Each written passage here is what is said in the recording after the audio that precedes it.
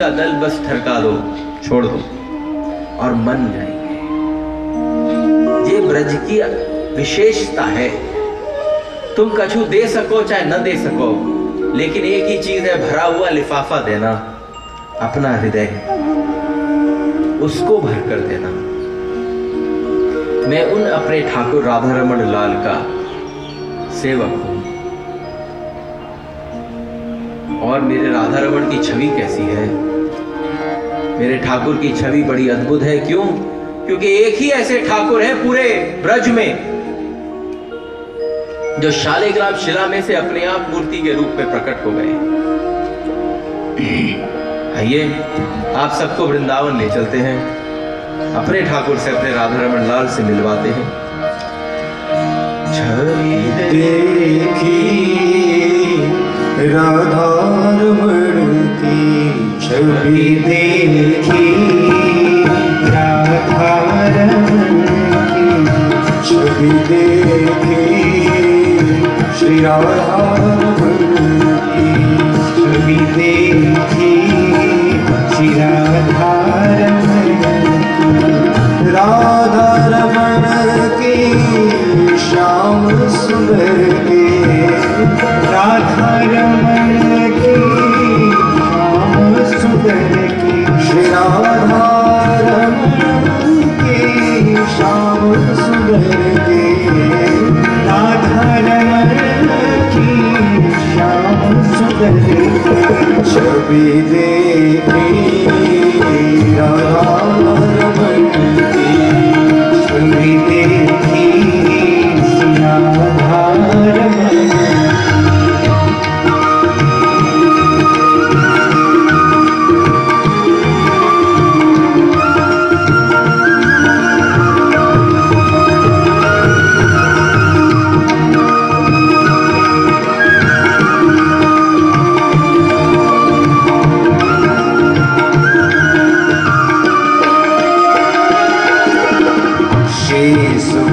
उनके मुकुट विराजे, शीश पे उनके मुकुट विराजे, शीश पे उनके मुकुट विराजे, शीश पे उनके मुकुट विराजे। कुंडल की छवि प्यारी रे, कुंडल की छवि प्यारी रे, कुंडल की छवि प्यारी रे, कुंडल की छवि प्यारी रे।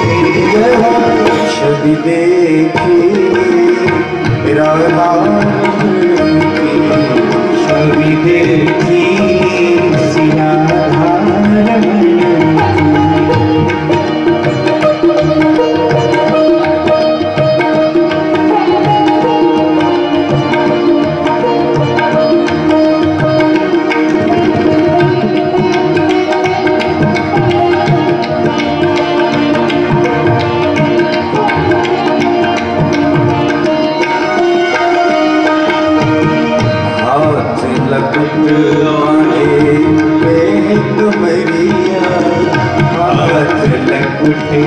कांधे पे कमरिया, हाथ कांधे पे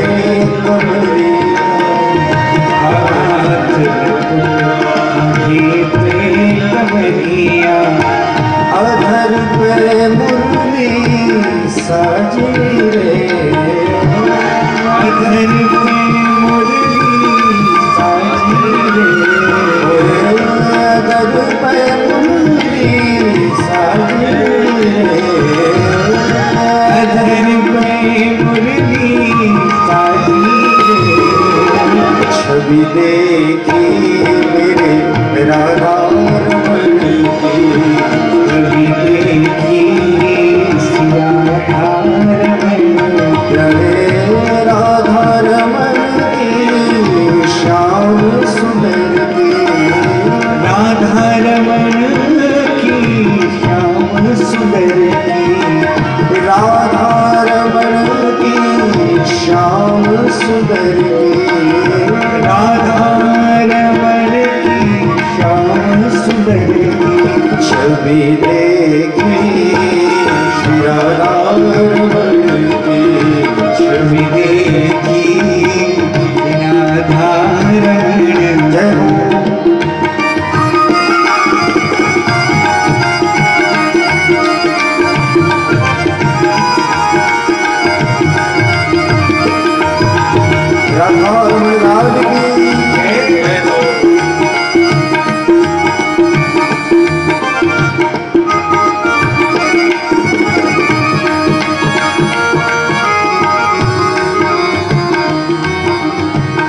गले हीरों का हार सुहावे गले हीरों का हार सुहावे गले हीरों का हार सुहावे गले हीरों का हार सुहावे पीतांबर की छवि प्यारी पीतांबर की छवि प्यारी रे छवि देखे श्री राधा रमण की छवि देखी श्री राधा रमण की राधा रमण की श्याम सुंदर की राधा रमण की श्याम सुंदर की छवि देखी श्री राधा रमण की छवि देखी राधा रमण हरि बोल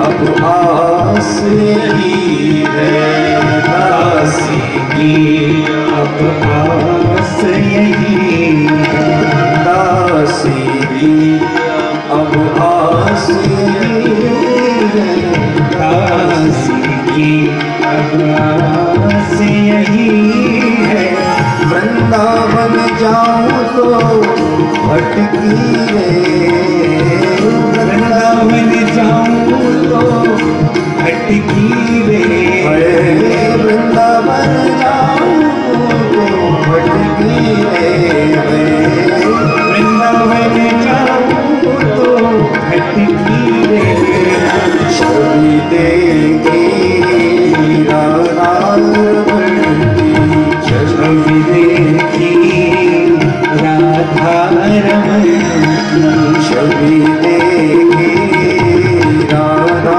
रमण की छवि देखी राधा रमण श्री राधा रमण की श्याम सुंदर की राधा रमण की श्याम सुंदर की राधा रमण की श्याम सुंदर की राधा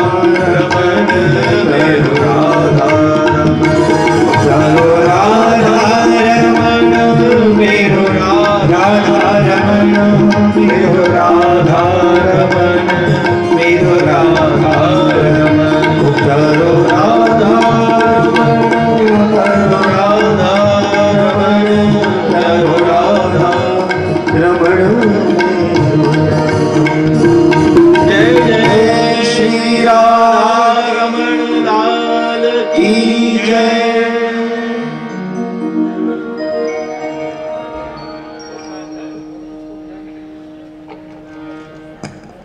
कुछ लोग अपनी हाथों में कुछ लकीरें लाए ही नहीं है, और कुछ को अगर मौका मिलता है लकीरें बनाने का तो बस यूं बैठे रहते, बैठे रहे ना। तो आइए थोड़ा सा हाथ की लकीर बदल लें। मेरो राधा रमन, मेरो राधा रमन, मेरो राधा रमन, मेरो राधा रमन, मेरो राधा रमन, मेरो राधा रमन, मेरो राधा, प्यारो राधा रमन, प्यारो राधा रमन, सब बोलिए राधा रमन, प्यारो राधा रमन, प्यारो राधा रमन, मेरो राधा रमन, प्यारो राधा रमन, मेरो राधा रमन, प्यारो राधा रमन,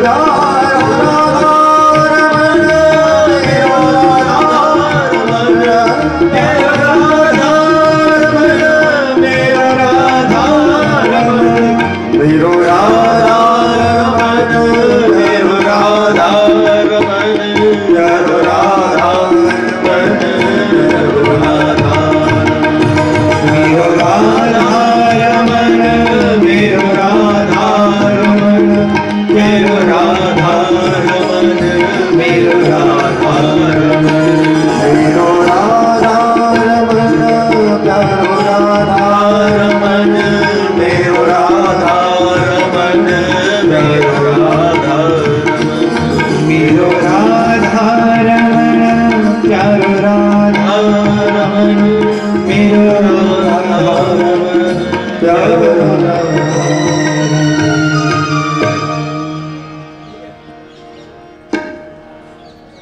श्री राधा रमन लाल, देखिए एक विशेषता है हमारे श्री राधा रमन लाल की। हमारे यहाँ 500 साल से माचिस इस्तेमाल नहीं हुई है। जो अखंड अग्नि प्रज्वलित करी गई थी मंत्रों से, वो आज तक विद्यमान है। और ऐसी अग्नि कि बस जो भी आरती होती है तो अग्नि हमारे रसोई से, ठाकुर जी की जहां भोग की सामग्री बनती है, वहां से ठाकुर जी की आरती करने के लिए नित्य लाई जाती है। तो दासोहम राधा रमणस्य, ये पता चल जाए हम कौन है, ये परिचय हो जाए कि हमारा इंट्रोडक्शन एक्चुअली में क्या है। हम लोगों को यही नहीं पता, हम लोग सिर्फ एक ही अक्षर में जी रहे हैं और वो है आई, मैं। सिर्फ मैं ही हूं और मेरे अलावा और कोई नहीं है। इस मैंने, मैं और कौन करता है? सबसे ज्यादा मैं तो बकरी करती है। और कहा है सती शिव चरित्र में कि जब दक्ष के मस्तक पर बकरी का मुंह लगाया गया तो कहा शिव ने कि इसको ब्रह्म विद्या कभी प्राप्त नहीं होगी। ब्रह्म विद्या तो बहुत दूर की बात है, ब्रह्म भी प्राप्त हो जाए तो बहुत है, ब्रह्म की छाया भी प्राप्त हो जाए तो बहुत है, वो व्यक्ति जो बहुत मैं करता हो। परिचय हुआ भा ग मतलब ज्ञान और वैराग्य।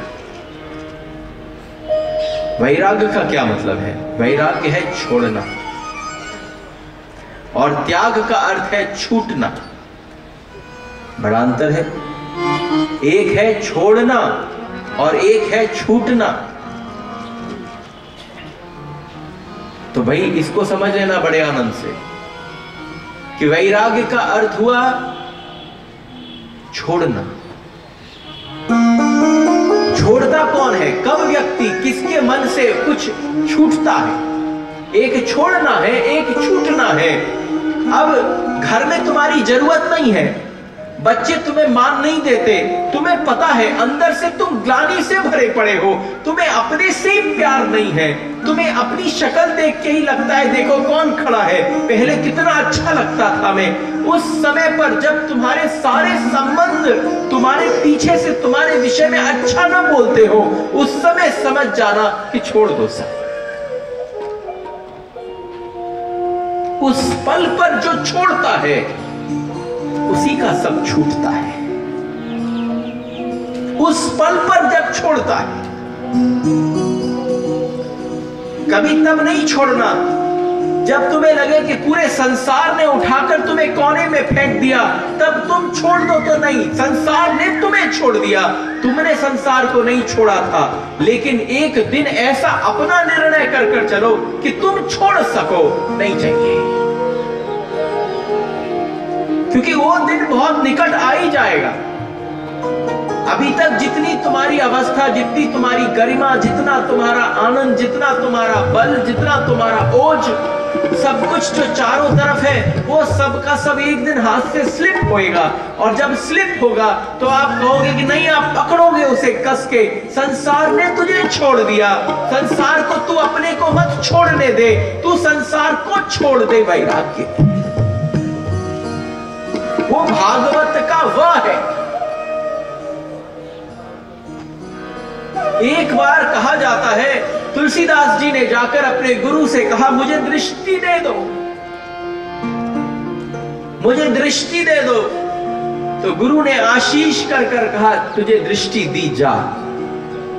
और जब तुलसीदास जी को दृष्टि मिल गई तो कहा जाता है कि दृष्टि लेने के बाद पुनः आए और आकर तुलसीदास जी ने अपने गुरु से कहा अब मुझे दर्पण दे दो।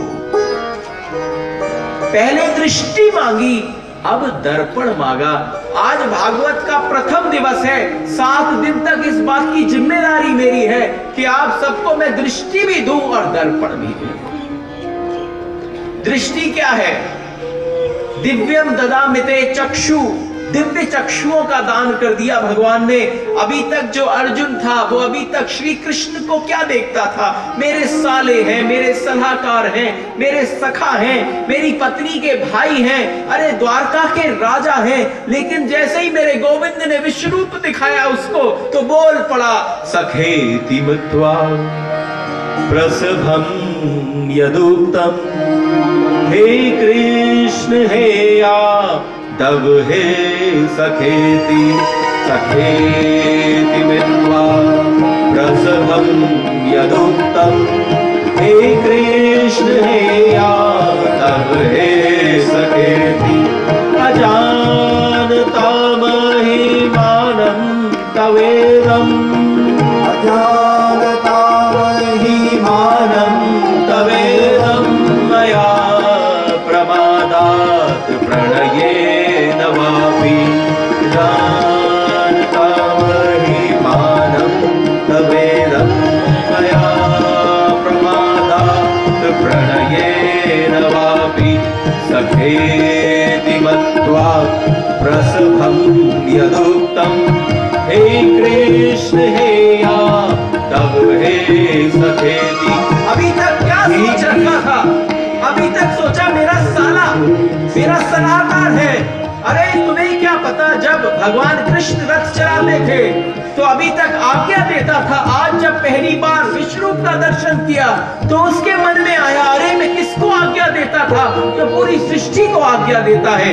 दिव्यम ददामिते चक्षु। एक बार की बात है, हमारे सूरदास जी हाथ में लालटेन लेकर जा रहे थे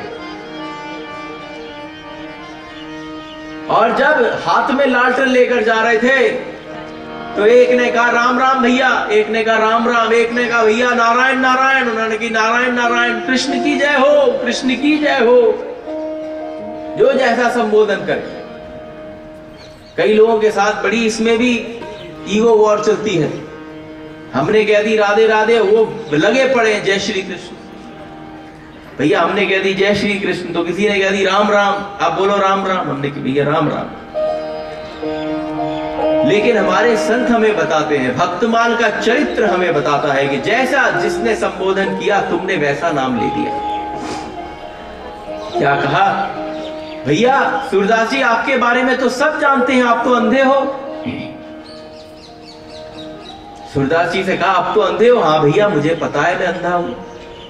तो आप अंधे हो और हाथ में लालटेन लेकर जा रहे हो? तो उन्होंने कहा हाँ भैया, लालटेन जो मैं लेकर जा रहा हूं वो अपने लिए लेकर नहीं जा रहा हूं, सामने से कोई आंख वाला आके मुझसे ना टकरा जाए उसके लिए ले जा रहा हूं। और देखो 2 4 5 जने जिनके चेहरे पर मुस्कुराहट आई वो इस तथ्य को समझ गए आजकल आंख वाले ज्यादा टकरा रहे हैं, अंधे नहीं टकराते। अंधे गलत काम नहीं कर पाते, कर नहीं सकते। और अगर सोचो किसी रास्ते से जा रहे हो, हाथ में छड़ी हो, तो उस छड़ी की भी ऐसी वाइब्रेशन उनके मस्तिष्क तक पहुंचती है कि रास्ता अपना प्रशस्त कर लेते हैं। तो उन्होंने कहा भैया उनके लिए ले जा रहा हूं जो आंख वाले हैं, क्योंकि इतना अंधेरा है कोई आंख वाला आपके मुंह से टकरा गया तो। लेकिन देखो जिस मन से जिस भाव से कहा होगा, हमारे सूरदास जी उसी समय गिर पड़े गड्ढा में। हमारे सूरदास जी गड्ढे में गिरे, वो तो आदमी कह के चला गया। और जब कह के चला गया तो सूरदास जी ने अब भैया नीचे से टटोला तो लालटेन तो टूट गई, बढ़ गई, और रह क्या गया? डंडा। अब डंडे से नापो उन्होंने गड्ढा को। अरे भैया गड्ढा कितो गहरा है? अरे जी तो बड़ा गहरा है, ये तो मैं लपक कर भी उचक कर भी छोर नहीं पकड़ पाऊंगा। तो उन्होंने अंदर से आवाज कैसे लगाई? देखो प्रथम दिवस है, थोड़ो ब्रज को भी इंट्रोडक्शन है जानो चाहिए। अंदर से आवाज लगाई, अरे ओ भैया आसपास काउए मेरी, मैं सूरदास, मेरी अगर काउए आवाज सुनाई दे रही हो तो भैया जा गड्ढा की तरफ आ जाए, मैं सूरदास जा में लुढ़क पड़ूं। थोड़ी देर कोई आवाज नहीं आई, बहुत तीव्र गति से और जोर से आवाज लगाई, अरे ओ भैया। काऊ ने ना सुनी। रात को समय हो, ब्रज की वीथीन में, ब्रज के बड़े अद्भुत कानन में, अरण्य में ये लीला है रही। और भैया एक कोने में कहीं पीछे बड़े सुंदर तमाल के वृक्षन के पीछे बहुत ही सुंदर हमारे एक वृक्ष के नीचे छांव में बैठ के, ऐसे धूप तो ही नहीं लेकिन फिर भी सांझ को रात के समय वो बस तमाल वृक्ष के नीचे हमारे राधा गोविंद बैठे हुए। और जब जब आवाज आए अरे ओ भैया, तो हमारी राधा रानी जो है वो अपने ठाकुर जी की तरफ मुंह करके देखें कि अरे आवाज दी जा रही है और ये सुन नहीं रहे। बार बार राधा रानी ने देखा तो राधा रानी ने कन्हैया को पकड़ा, कृष्ण को पकड़ के कहा कि अरे वो आवाज लगा रहे हैं सूरदास जी और आप उनकी आवाज नहीं सुन रहे। तो उन्होंने कहा धन्य हो सूरदास जी, मैं तो सोचता था मेरे भक्तों की आवाज सिर्फ मेरे कानों तक जाती है, राधा रानी के भी कानों तक आती है। बोलो क्या करें? चलो वो गड्ढे में गिर गए हैं, उन्हें उठा लाए, लेकिन आप किसी को ये बताना मत कि हम भी आपके पीछे पीछे हैं। और हमारे ठाकुर जी चल पड़े आगे आगे। लेकिन लीला बड़ी अद्भुत है। प्रिया जी को जब किसी को बताना हो कि मैं हूं और छुपाना हो कि मैं नहीं हूं, तो कोई जगत की ताकत नहीं है दुनिया में कि पता कर ले। आज प्रिया जी की इच्छा है, क्योंकि कानों में उनके पहली बार करुण क्रंदन कान में प्रवेश किया प्रिया जी के, और जैसे ही उन्होंने फिर से आवाज दी अरे ओ भैया, ये भैया काय को दई, क्योंकि प्रिया जी के चरणों में जो नुपुर लगे हुए थे, जो नुपुर उन्होंने धारण करे हुए थे, उसमें छोटी छोटी रुंझुन रुंझुन पैजनियां थी, वो छम छम छम छम करके बोल रही थी। एक कदम बढ़ावे तो बोले छम, दूसरा कदम बढ़ावे प्रिया जी को चरण तो बोले छम, और जैसे ही छम छम की आवाज सुनाई दी उन्होंने कहा भैया, ओ भैया जा तरफ जा तरफ। और इतनी देर में तो हमारे कन्हैया जाकर ऊपर गड्ढे पे खड़े हो गए। अब जरा आप लोग सोचो, कल्पना करो, तुम काउ दिन कभी ब्रज में कहीं फंस जाओ, तुम्हारी गाड़ी कहीं गड्ढा में घुस जाए और 2-4 ब्रज के अगर बालक आकर तुम्हारे इर्द गिर्द खड़े हो जाए, वो तुम्हें कैसे प्रेम से बात करेंगे? हैं? वैसे ही हमारे कन्हैया ने बात करी। कन्हैया ने छूटते ही कही और डोल ले रात को है। रात को समय घर पे रहने को हुए, तेरी उम्र है, तेरी अवस्था है। भैया जा समय को कोई बुढ़ा हो तो और बुरा मान जाता, लेकिन उन्होंने कही अच्छा बेटा तो लड्डू खिलाऊंगा, रबड़ी दूंगा, तो कहीं से लाके ऐसा कर, 2-4 गांव के आसपास जा, 2-4 हट्टे कट्टे ने बुला ला, बुढ़ापे को शरीर है, मैं जा गड्ढा में से ना निकल पाऊंगा। लेकिन जैसे ही कही तो हमारे कन्हैया ने कही अरे ना है, तू दे एक बार अपनी लाठी ऊपर कर, मैं एक झटका में तुझे खींच लूंगा ऊपर से। कन्हैया से बहस भई। कन्हैया ने कही अच्छा पहले ये बात किया कि अगली बार ऐसे रात को ऐसे घूमने ना निकले हो, ऐसे फालतू में इधर उधर ना जाएगा। उन्होंने कहा भैया तेरे हाथ जोड़ू लाला, ब्रज ही एक ऐसी जगह है जहां बूढ़े लोग जो है वो बच्चों के भी चरण छू ले तो कोई बड़ी बात नहीं है। आज बूढ़े हमारे सूरदास जी ने कन्हैया के हाथ जोड़े, पतो भी नहीं कि कन्हैया हो, ब्रजवासी बालक हो, और जैसे ही लाठी पकड़ी, हल्की सी खींची, तीव्र गति से बाहर आ गए, इतनी तेज आए कि लाठी छूट गई, लेकिन हाथ जो था वो जगत में आज तक कोमलता से उसका संबंध ही नहीं हुआ था। पहली बार कोमलता से स्पर्श किया, राधा रानी के चरणारविंद से स्पर्श किया, एक नुपुर थी उसका, कुछ हुक होगा थोड़ा हल्का सा, वो खुल गया, और जहां अपनी लाठी ढूंढ रहे थे लाठी नहीं मिली, उनकी प्रिया जी की पाजेब मिली।